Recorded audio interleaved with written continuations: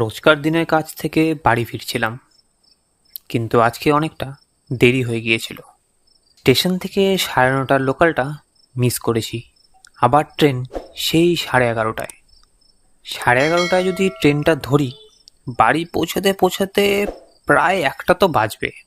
তাই কিছুটা বিষণ্ণ বিষণ্ণ অবস্থাতেই স্টেশনের একটি ফাঁকা জায়গায় গিয়ে বসলাম।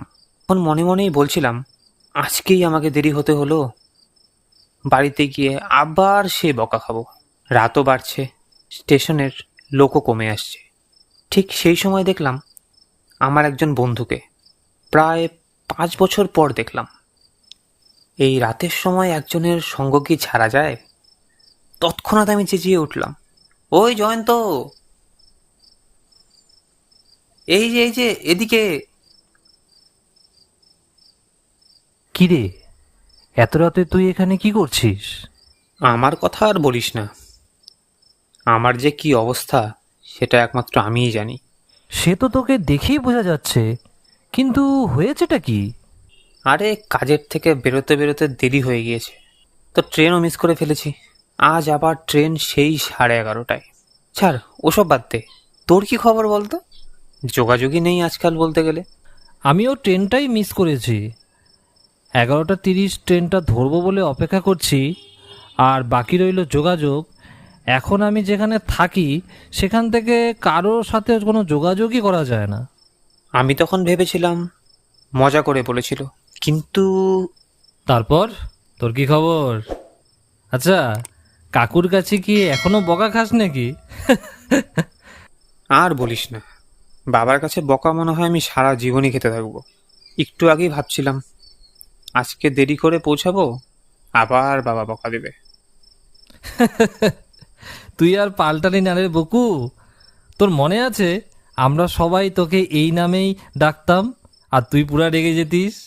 তুই আবার শুরু করেছিস। আমি আর জয়ন্ত কথা বলছিলাম, ঠিক এমনই সময় একজন মানুষ জয়ন্তর দিকে খেয়াল না করে জয়ন্তর শরীরের এপার ওপার হয়ে গেল। আমি বুঝতেই পারলাম না আমার চোখের সামনে এটা কি হলো। আমি কি ঠিক দেখলাম? ক্ষণিকের জন্য নিজের চোখকে বিশ্বাসই করতে পারলাম না। আমার ভ্রম ভাঙল ট্রেনের হর্নের শব্দে।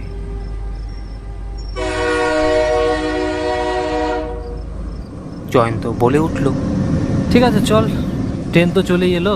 কি বলছিস? সময় কি হয়ে গেল? একটু আগেই তো ঘড়িতে দেখলাম 10টা বাজে। পুরো কথাটি শেষ করতে পারলাম না। আমি স্টেশনে থাকা ঘড়ির দিকে তাকাতেই আমি দেখলাম 11:30 বেজে গেছে। এত তাড়াতাড়ি 11:30 বেজে গেল? সময় কত তাড়াতাড়ি চলে যায় বল। চল চল, বাকি কথা পরে হবে।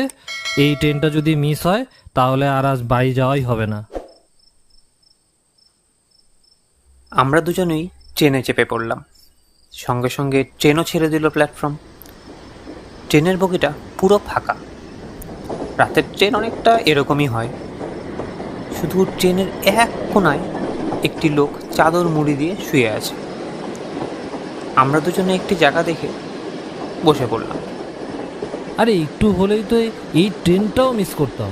হ্যাঁ, তুই ঠিকই বলছিস। কিছু সময় কেটে গেল গল্পগুজব করতে করতে। ট্রেনও নিজের গতিতে ছুটে চলেছে।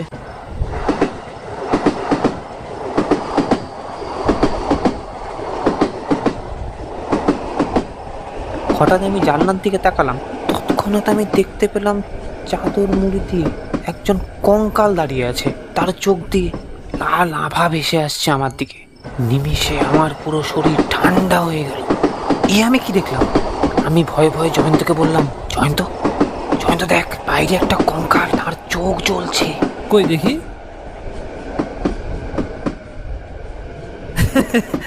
ওটা তো একটা কাকতাড়ুয়া। তুই ওটা দেখে কঙ্কাল ভাবছিস? আমি কি এত বড় ভুল করলাম? তুই হয়তো ক্লান্ত হয়ে পড়েছিস। আমাদের গন্তব্যস্থল আসতে তো অনেকটা সময় আছে। তুই ঘুমিয়ে পড়, আমি তোকে ডেকে দেবো। আচ্ছা বেশ। কথাটি বলে আমি আমার চোখ বন্ধ করলাম ক্ষণিকের জন্য।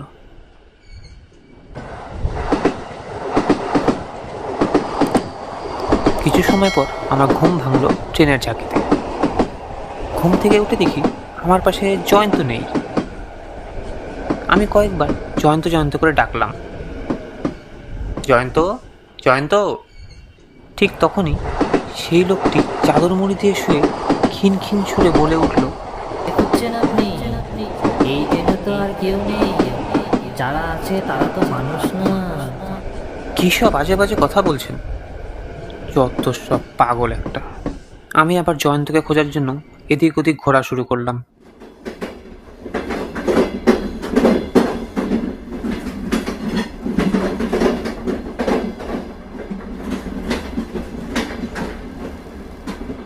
বগির এদিক থেকে ওদিক। এবার আমার রক্ত ঠান্ডা হওয়া শুরু করলো। সেই লোকটা পাগলের মতো হেসেই যাচ্ছে। তার হাসির আওয়াজ ঘিরে ধরছে আমাকে। মনে হলো আওয়াজটি গিলে খাবে আমায় ঠিক তখনই।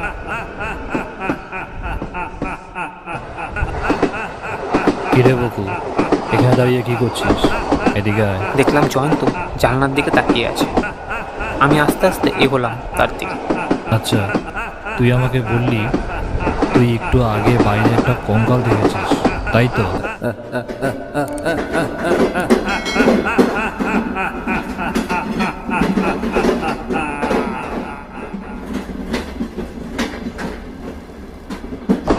হ্যাঁ, কিন্তু তুই তো আমার কথা বিশ্বাসই করলি না।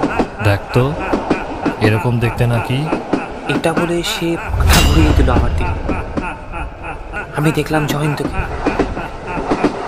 কিন্তু সেটা কি সত্যি জয়ন্ত? কিন্তু সেই হাসি এখনো থামেনি। আমি চেঁচিয়ে উঠলাম। সবকিছু অন্ধকার হয়ে গেল আমার চোখের সামনে। কিছুক্ষণ পর আমি চোখ খুললাম। খুলে দেখি আমি এখনো স্টেশনেই বসে আছি। হ্যাঁ, এতক্ষণ কি আমি তাহলে স্বপ্ন দেখলাম? স্টেশনে থাকা ঘড়িটির দিকে তাকালাম, 11:30 বাজে।